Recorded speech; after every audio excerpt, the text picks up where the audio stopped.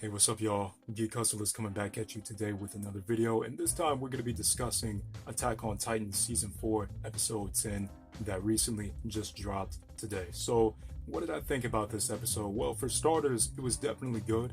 I will say this is one of my favorite Attack on Titan Season 4 episodes, and not only that, I've just been really feeling this season as a whole, man. I haven't had a huge issue with the CG. I kind of had a bit of an issue with it during the scene where the Survey Corps were kind of flying around on their 3D maneuver gear, but it wasn't a huge issue. Nothing for me to cry about. Yeah, I'm definitely down with Attack on Titan Season 4 so far. So moving on from that right there, and let's just get right into the basics of what happened in this episode. So for starters, the main highlight for me in this episode, among many other highlights, but the one that mainly stood out to me and something I was definitely looking forward to from the manga was when Eren and Hanji had their discussion while Eren was locked up underground in the prison, as we know. So, of course, the dialogue was beat for beat, word for word, and the scene that I was mainly looking forward to was Eren snatching up Hanji by the collar, yelling at her, and I believe he had said, "Tell me, what kind of plan do you have up your sleeve, Hanji?" Something like that. And Hanji kind of jerked herself away from Eren, called him a pervert, and saying, "You're still going through a rebellious phase, I see." Something like that. We all know how weird Hanji is. So, yeah, that just kind of goes back to what I was saying before with how the Survey Corps, they're definitely starting to question Eren. They're definitely building up this kind of conflict, standoffish relationship with him. And not everybody's a big fan of Eren right now, especially three particular boys who we'll get to in a few minutes. Definitely, for sure, since that was one of the many highlights in this episode for me. We saw Eren snapped right on Hanji, and you'll notice that Eren has gotten pretty tall, and I kind of want to address that too.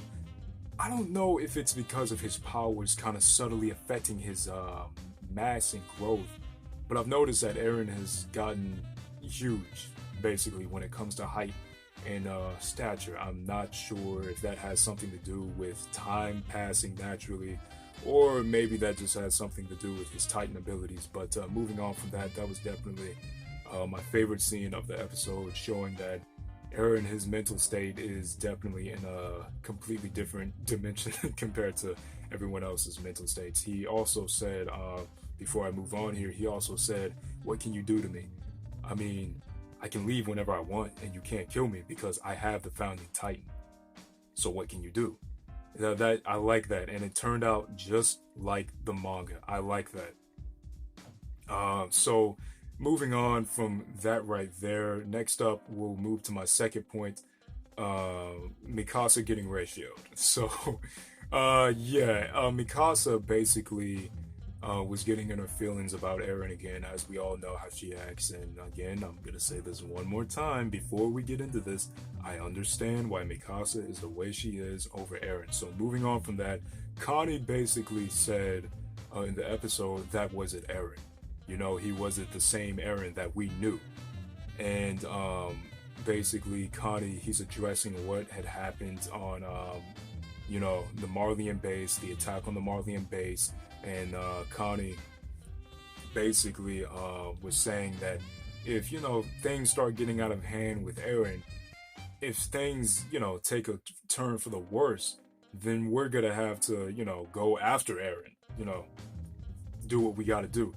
And he said this right after Mikasa had asked Connie about what they were planning to do to Eren if Eren were to turn on the Survey Corps. And of course, going back to what I said, Mikasa got in her feelings and said, "I won't let you do that."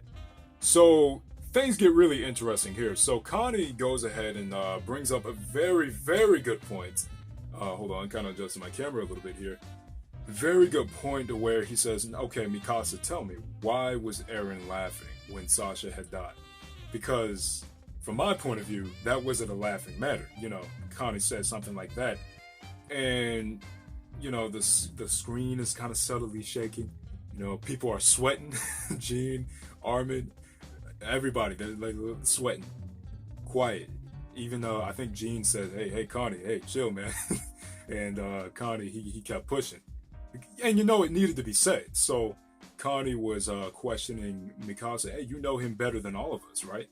So why is it that Eren was laughing? Now, my takeaway from it was that Eren, he kind of didn't know how to display his emotions in that point of time. That's what I took away from it. And, he kind of, at first, he found it amusing that Sasha's last words was meat. And that kind of maybe made him laugh a little bit. And at the same time, he was frustrated because Sasha dying was a miscalculation on his part. And he was just feeling a mixture of things. But moving on from that, Mikasa couldn't answer. She was quiet. So my boy Armin comes in and says, all right, if things are going to go this way with Eren, then we have other plans that we have to act on to deal with him, something like that. And Armin says something about taking Eren's founding titan, from what I remember. And Mikasa, because, they're all worried that Eren might side with his half-brother, Zeke. His brother from another mother, Mr. Rock Thrower Zeke. My guy. So moving on from that, Mikasa, she says to Armin, wait a minute, are you turning against Eren too? I mean, Eren, he loves us, obviously, he cares about us. So why would Eren, turn on us all of a sudden? And Jean brings up another fact and says, we were in the middle of that Marleyan attack while Eren was throwing a rampage, and he knew we were there. So, I mean, there goes another point. So, Mikasa, and she's had a tendency to do this all of the time. Like, back in the day, in Season 1, I don't have to remind y'all, but just in case for those of you who may have forgotten, when the first thing Eren did when he transformed into a Titan during the Trost District operation, carry the boulder, seal up the hole. The first thing Eren did after transforming was attack Mikasa, and of course Eren got ratioed for that in court. And Mikasa tried to defend that. I think she said something like, "Oh, Eren was trying to swat a fly or something." Dude, Mikasa, and again, we know why she does this, but still, this needs to break, and it's going to break soon because, like I said before, there's a certain scene that happens in the manga that y'all may or may not know about. I'm not going to spoil it for you, but just know that we might get this scene in the next episode. So moving on from that, definitely one of my favorite scenes, Mikasa, rightfully so, getting ratioed and challenged, because they're not just going to sit quiet and kind of let her continue to be in her feelings about Eren, because the time for action is now. Eren, he's considering Zeke's plan and philosophies. So, I mean, and he knows that Zeke is his half-brother, so, I mean, Eren, turning on the Survey Corps, I'm gonna leave it at that. So, moving on, that was also a really good scene. So, going back in the past, kind of turning the clock some, there was a scene where, Eren and the Survey Corps back in the day, I believe it was, a year ago, I forgot how much time it was, Eren and the others were, kind of building, they were building the rails for trains to pass through, something like that. And I think they had gotten into some trouble because Eren ran his mouth a little bit during a particular meeting that I will be getting to after I'm done with this scene. And I like this scene. This was around the time before Eren had started living amongst the Marleyans, before his mind had kind of gotten poisoned by what he had seen even further. Eren was considering passing on his attack titan to one of his comrades. And he said, my time is running short. The time is now for me to soon pass my attack titan to somebody. And of course, we kind of have this funny scene. And I like seeing the Survey Corps have that camaraderie, man. It's definitely disheartening that this is all going to be ending soon. But staying in a positive moment here, there's another particular scene that I'll be getting to soon. But Eren said, I'm going to pass on my attack titan, and Jean says, okay, you should pass it to me then, man, because I'm smarter than you anyway, so you should pass that to me. I'm somebody with charisma, leadership. Pass that to me. Gene being the cocky idiot that he usually is. But he's our boy, man. And Eren, I like how Eren never really entertains Gene's cocky theatrics with trying to get under his skin. I mean, Eren, he kind of just, coldly shrugs it off. He doesn't take Gene seriously like that anymore. Then Connie, he goes ahead and says, dude, if you're all these things that you claim, then you really shouldn't have the Attack Titan, because if you did, you'd have a limited lifespan, you moron. And then Gene kind of, he gets in his feelings and he's quiet right there. And then I think Mikasa goes ahead. Oh yeah, Mikasa was the first one. I forgot about this, of course, to no one's surprise. Mikasa was the first one who had said, let me inherit the Attack Titan, which rightfully so, Gene says, no, absolutely not. First of all, that would get in the way of, negotiations with the Agent Clan and whatnot. That's a scene I'm going to be getting into after this scene. That, for a number of reasons, that just wouldn't be good. And then Mikasa, once again, getting into her feelings, says, then who should inherit the Attack Titan then, if not me? Mikasa getting upset about that. And then, I think Connie, after Gene had said, you know what, you should let me inherit it, man, have me do it. And then Sasha, rest in peace Sasha, unfortunately, Sasha says, no, man, you're an idiot. You shouldn't inherit it at all. And then Connie is like, huh? I like this part. So Sasha says she should inherit it. And then after that, Connie, he says, but wait a minute. What are you saying? You're an even bigger idiot than me. What do you mean? You should inherit it. Why shouldn't I inherit it if you're dumber than I am? And then Sasha's like, huh? Hajime Isayama is weird when it comes to his humor, man. I swear. I don't know why that scene made me laugh, man. I don't know. Attack on Titan has some of the weirdest humor, man. I mean, there's just so many weird comedic scenes in the series.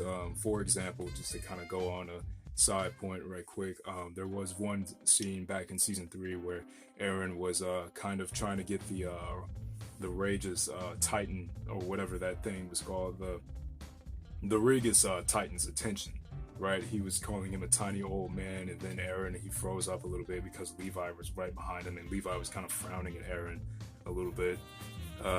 So you could put 2 and 2 together with that scene right there. So moving on from Hajime Isayama's brilliant comedic timing, I liked that scene. And Eren afterwards, he says, okay, you know what, none of you are gonna be inheriting my Titan. That's a bad idea. And Eren, he says, you know what, I just don't want any of y'all to inherit it because I care about y'all. You're my guys. That's my comrades. So that's kind of the thing that Eren was getting at here. He doesn't want any of them to inherit it because he cares about them, obviously. And then everybody gets embarrassed. Their faces are turning red, and the sun, kind of shines a little bit. And Gene, he gets into his feelings. He gets nervous. He's like, man, of course. I mean, the sun is kind of making our faces red. I mean, it's stupid. It's like, they got embarrassed, and because of what Eren said, they got kind of surprised by what he had said. They may be kind of shocked and taken aback by Eren's growth and, admirable behavior here at this time. So, they kind of used the sun as an excuse to cover up their embarrassment. So, I liked that scene, and, it's definitely sad to see. Because Sasha, she's, we know what happened to Sasha, and we know it's the discourse that's kind of going on right now between Eren and the Servant Corps. So that was a great scene. Very, very beautiful animation, I'd say. Studio Mappa is doing a great job right now. I had also seen recently, before we wrap things up here with one more scene, I'd also seen that Studio Mappa pulled in so many different names and directors for this episode. Just the amount of work they're putting in for the season, I definitely appreciate it. It hasn't been a perfect adaptation, and the CG's kind of bothered me in a few areas, but not entirely. Not as big, not as big as not as big a deal as certain people are making it out to be. But it seems as though that's kind of died down recently, thankfully. So moving on from that unnecessary headache, going into a final scene that I wanted to talk about, and this will be short. I'll keep this brief with Historia's fates and kind of what's going on with her. So during the discussion between the Asian clan and the Survey Corps, kind of talking about trade-off deals between Zeke and the Asian clan, we're moving on from that. We're kind of going into what Historia's real role is, and she's fated to inherit the Beast Titan and take that from Zeke. Okay, so that's kind of their subtle way of taking out Zeke quickly and kind of passing on the Beast Titan to Historia. I don't know if Zeke is aware of this though. So moving on from that, of course, Eren, he had a large disagreement about it, and because he wants to protect Historia, as we've seen in last week's episode as well. Yeah. So Eren, he had an issue with this whole plan to have Historia inherit the Beast Titan. He wants her to live a full life, just like he wants his friends or his old comrades to live full lives as well, because the Ymir curse, it sucks, man. It really does. I mean, once you become a Titan user yourself, Titan shifter, you get the Ymir curse and you're screwed. So that's basically what that is from what I remember. And afterwards, Eren says we should consider all of our options, all of the possibilities before just jumping with Zeke's crazy plan. And Historia obviously agreed to do it, and they decided to also go ahead and have Historia start up a new generation and kind of begin the knocking up process with Historia, and kind of start this new generation of possible Titan shifter inheritors. So yeah, there's that right there. So that's all I wanted to say about that scene, and we're done with that. And there was also one other scene. We hear these Eldians, these Paradise Island soldiers getting upset, getting in their feelings while drinking wine and whatnot. They're like, man, screw that. Zeke should have gotten killed right there on the spot. The fact that she's pregnant means that she ain't gonna get the Beast Titan right now, man. Like, who knows how long this process is gonna take? This drunkard kind of like getting in his feelings, getting upset. And one of the soldiers says, hey man, calm down, man, you drunk. I mean, right now we need all the smart decisions we can get right now. And so then afterwards we see a couple of Marleyans kind of planning on poisoning these Paradise Island soldiers with the wine that these guys are drinking. And then that was the end of that scene right there. And I'm gonna say this right here. Eren, he was right about some of those Marleyans. Now, Armin was right about some good Marleyans. Alright, we've seen them. But Eren was right about some of these Marleyans being just heathens, just inhuman jerks, idiots. So, yeah, I'm gonna leave that scene at that. So, in conclusion, definitely one of my favorite episodes of Attack on Titan Season 4. I enjoyed this episode. It was definitely pretty endearing. I definitely liked this episode personally. I'd say this is one of my favorite Attack on Titan episodes, up there with like some of the best from like Season 3, like Eren and Levi taking out the Beast Titan and Colossal Titan. Nah, nothing like that. But I will say it is in my top 10 at least. So, yeah, man, let me know what y'all thought about the episode in the comments down below if you choose to comment. And, yeah, man, subscribe, hit the notifications, hit the notification bell for more videos if you choose to. Follow me on Twitter or Instagram. I'm about to get my Instagram fired up soon.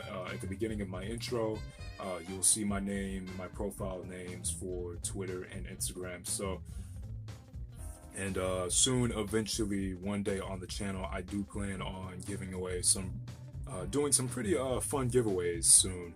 So look forward to that. I'm not going to tell you when, but you'll know if you're a follower of this channel. You'll know when it comes. So that's all I got for y'all today. I'll catch you boys and girls next time. Geek Hustlers out, and peace.